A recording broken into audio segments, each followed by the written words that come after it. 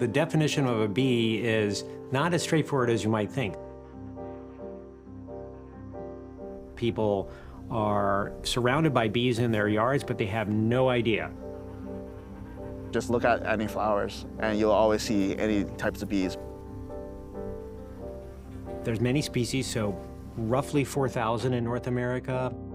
About, let's say, 5% don't even have names. In other words, they haven't been scientifically described. A lot of them look very similar to each other. So even in a group like bumblebees, which you would think would be so easy to identify, separating them is microscope work. So why should we care about bees? If you don't have those insects, those bees, then that plant doesn't get pollinated efficiently or at all.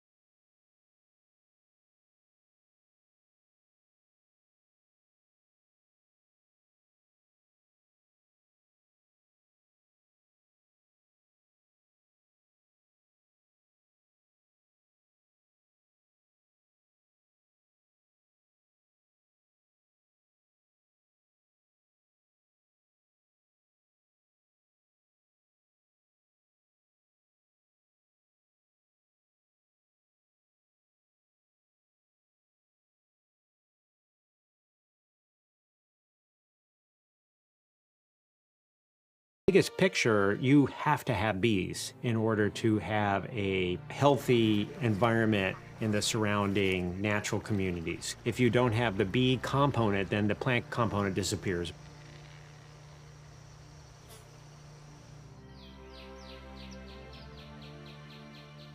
Kenilworth Aquatic Gardens is a great place to help foster or help cultivate ideal habitat for the bees to not only make a nest and breed, but also provide them a lot of food to continue on. For Kenilworth, we don't use any pesticides, as well as a majority of the natural resources are left alone. So it really provides a safe place for bees who particularly nest inside of cavities of trees to lay their eggs and let the young grow.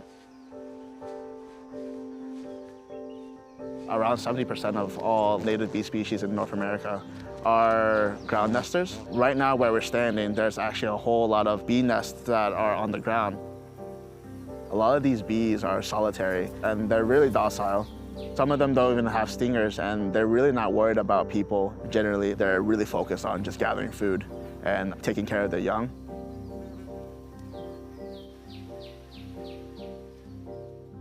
Flowers have different sizes and shapes and colors, not to amuse us, but to attract and to repel and to work with different sets of native bees. If it has a colorful flower, that means that that plant is asking an insect of some kind, mostly bees, to move its pollen. So plant a bunch of different kinds of colored flowering plants, plant a bunch of different shapes. Doesn't take much. One big sunflower, annual sunflower, that produces pollen and nectar for over 100 bees. It's interesting to see like the whole history of like the Save the Bees movement and everything. They used the honeybee as like the face of the movement. And it was important at the time because honeybees were also decreasing. But I think it's really important to recognize that native bees should be included into the conversation. In the end of the day, honeybees do have beekeepers to help take care of them, while all the native species, a lot of people don't even recognize that they're even around. Honeybees are not native to even the hemisphere. Anything that you know about a honeybee, none of that occurs in the native species. There are no hives, no allergic reactions, there's no production of honey, there's no swarms. Most of them are solitary moms living in the ground, or sometimes holes in wood or plant stems. Lots of different lifestyles and lots of different sizes and shapes. Lots of different colors. There's blue ones, there's green ones, and we're not talking subtly blue or subtly green. We're talking bright, shiny, race car level colors.